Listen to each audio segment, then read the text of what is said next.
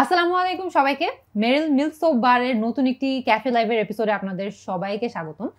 এতদিন ধরে তো আপনারা এই এপিসোডগুলো দেখেই আসছেন, বিভিন্ন সেলিব্রিটি, বিভিন্ন তারকারা আসছেন, তারা কথা বলেছেন, কিন্তু আজকে থেকে আমি চিন্তা করলাম যে এই শোটা আমি হোস্ট করব এবং যারা যারা অডিয়েন্স আছে, যারা দেখছে ভিডিওটা, তাদেরকে শুধুমাত্র সেলিব্রিটিদের লাইফ নিয়েই না বলে আসলে যদি কিছু শেখানো যায় তাহলে মনে হয় এই শোটার আরো অনেক গ্রেটার একটা পারপাস চলে আসতে পারে। স্যার ভাবলাম যে কেন না এই এপিসোডগুলোর মাধ্যমে কিভাবে আসলে হোস্ট করতে হয়, কিভাবে কথা বলতে হয় ইংরেজি বাংলা দুটোতেই, সেটা কেন না আজকে স্টুডেন্টদেরকে বা যারা যারা ভিউয়ার্স আছেন সবাইকে, স্টুডেন্ট বলতে বলতে আসলে আমার অভ্যাস হয়ে গিয়েছে, যারা যারা ভিউয়ার্স আছেন সবাইকেই ভাবলাম যে কেন না শেখানো যায়। কি মনে হয় আপনার আপু?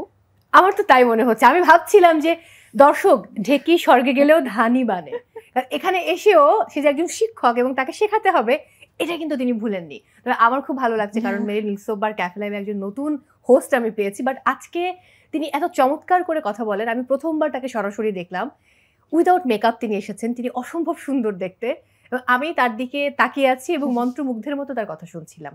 বরাবর যেমনটা যখন ভিডিওগুলো দেখি তখন শুনি, আমার মনে হয় আপনারা আমার সাথে একমত হবেন।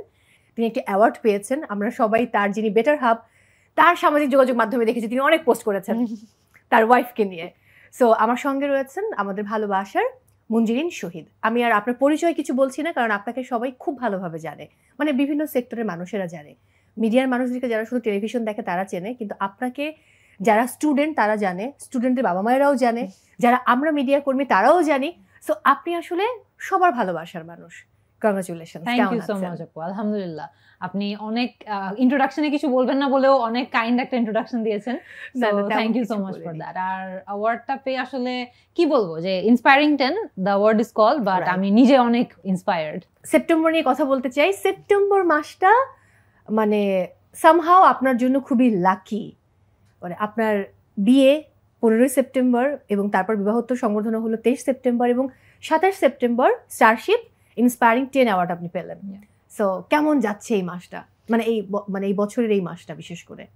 বেশ ভালোই যাচ্ছে আপু। আমার মনে হয় যে আমাদের বিয়ের সব আনুষ্ঠানিকতা অ্যান্ড ওভারঅল সবকিছু ওই টাইমটা খুব মেমোরেবল একটা টাইম ছিল। এক সপ্তাহ জুড়ে সবকিছু হয়েছে, বাট এখনো চিন্তা করলে মনে হয় যে এই মনে হয় কয়েকদিন আগেই হলো। সো খুবই মেমোরেবল অ্যান্ড এই মাসটাতে এই অ্যাওয়ার্ডটা পেয়েছি। আই থিঙ্ক ওভারঅল সেপ্টেম্বরটা প্রতি বছরই যখন আসবে তখন মনে হবে যে আচ্ছা অনেকগুলো নোটেবল ইভেন্ট হয়েছে যেগুলো আসলে খুব মানে খুশি মনে স্মরণ করার মতো আর কি। So lucky.